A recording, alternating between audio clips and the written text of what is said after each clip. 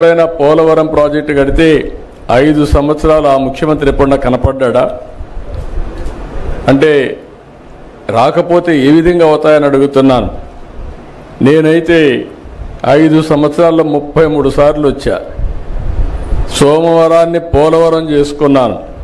Project పూర్తి కావాలి, దీనివల్ల రాష్ట్రం లాభం పొందాలి, నష్టపోయిన రైతాంగానికి పునరావాసం కూడా కల్పించాలి, పేదవాళ్ళకు పునరావాసం కల్పించాలనే ఉద్దేశంతోనే R&R ప్యాకేజ్ కానీ ఇవన్నీ ఆ రోజు తీసుకొని ముందుకు పోయాం. ఇంకొక పక్కన మీరు ఒకసారి చూస్తే ఆ రోజు మొదటి దశలో భాగంగా 49 పునరావాస కేంద్రాలు 2025కు పూర్తి అవుతాయి. ఇంకో పక్క ఆ రోజు కట్టినటువంటి ఇండ్లు కూడా మధ్యలో ఆపేస్తే దానికి కూడా రేట్లు పెరిగిపోయి అదనంగా భారం పడే పరిస్థితికి వచ్చింది. ఏదేమైనా 49 గ్రామాలు ఉన్నాయి, 17,717 పీడిఎఫ్లు ఉన్నాయి. ఇవన్నీ కూడా ఎంత తొందరగా వీలైతే అంత తొందరగా చేయడానికి ముందుకు పోతాం. ఇప్పుడే మిత్రులు ఒక విషయం చెప్పారు, కొంతమంది పేర్లు కూడా డిలీట్ అయినాయి, బయట పోతే అవన్నీ కూడా ఇవ్వడం లేదని చెప్పి అడ్మినిస్ట్రేషన్కి చాలా స్పష్టంగా ఆదేశాలు ఇస్తున్నా. జెన్యూన్గా ఉండే ప్రతి ఒక్క పైసా కూడా మీకు పే చేస్తాం, ఎక్కడ దానికి అనుమానం అవసరం లేదు. కానీ అదే సమయంలో కొంతమంది మోసం చేసే వ్యక్తులు కూడా ఉంటారు. అలాంటి వాళ్ళ పట్ల అప్రమత్తంగా ఉండండి. ఇది గవర్నమెంట్ ఆఫ్ ఇండియా ఇచ్చే ప్రాజెక్టు.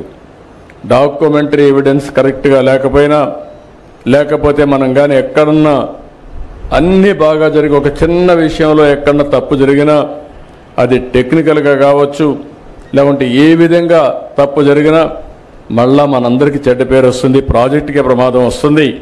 ఈ విషయం మీరు గుర్తుపెట్టుకోవాల్సిన అవసరం ఉంది.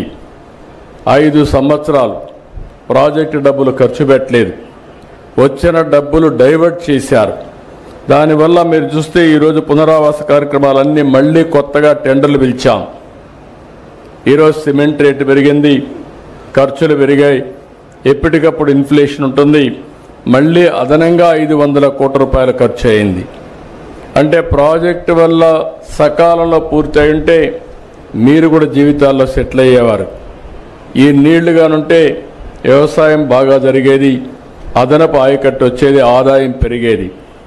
ఇంకొక పక్కన హైడల్ ప్రాజెక్ట్ మీరు చూస్తే పవర్ జనరేషన్ కోసం పెట్టింది, బాగా లేట్ అయింది కాబట్టి దగ్గర 2,500 కోట్ల రూపాయలు ప్రభుత్వానికి వచ్చే ఆదాయం పోయింది. ఇంకొక పక్క అదనపు భారం పడే పరిస్థితికి వచ్చింది. ఇలాంటి చాలా సమస్యలు వచ్చాయి. ఏదేమైనా ఒకటే హామీ ఇస్తున్నా, 2027కి పునరావాసం పూర్తి చేయాలని ఒక సంకల్పంతో ముందుకు పోతున్నాం. కానీ వీలైతే ప్రాజెక్టు నీళ్లు వదిలిపెట్టే ముందే మీ అందరికీ పునరావాసం ఇచ్చి తర్వాత ప్రాజెక్ట్ నీళ్లు వదిలిపెడతామని చెప్పి కూడా నేను మీకు తెలియజేస్తున్నా. అందుకనే ఒక టార్గెట్ పెట్టుకొని 2027 డిసెంబర్కి ప్రాజెక్టు పూర్తి అయ్యుంటే 2026 డిసెంబర్కి మీ అందరికీ పునరావాసం కల్పించే కార్యక్రమానికి శ్రీకారం చుట్టమని ఆఫీసర్లందరినీ కోరుతున్నా. వాళ్ళకు కావాల్సిన స్టాఫ్ ఇస్తాం, మనుషులు ఇస్తాం.